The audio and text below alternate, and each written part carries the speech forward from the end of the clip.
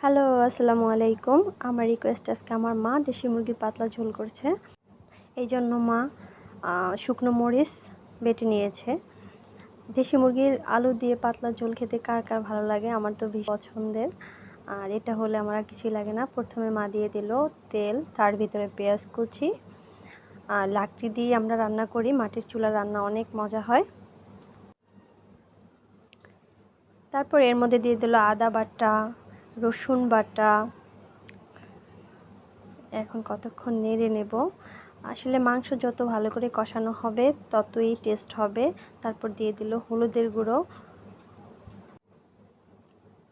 এরপরে মাংসগুলো দিয়ে দিল। এখন এগুলোকে ভালো করে কষানো হবে। তারপরে দিয়ে দিল দারুচিনি, তেজপাতা, এলাচ। একটু হালকা ঝোল দিয়ে কিছুক্ষণ ভালোভাবে কষিয়ে নিল আম্মু। তারপর এর ভিতরে দিয়ে দিল জিরা বাটা। এরপর অ্যাড করে দিল যে শুকনো মরিচটা বেটে রেখেছিল। বাটা মরিচ দিয়ে তরকারি খেতে কিন্তু খুবই মজা হয়।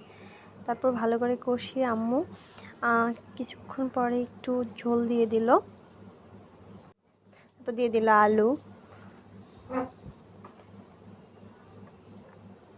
এবার ভালো মতো সিদ্ধ যতক্ষণ না হবে মাংস আর আলুটা ততক্ষণ রান্না করা হবে। এই তো হয়ে গেল। আলু দিয়ে এই পাতলা ঝোলটা কার কার খেতে ভালো লাগে কমেন্ট করে জানাবেন।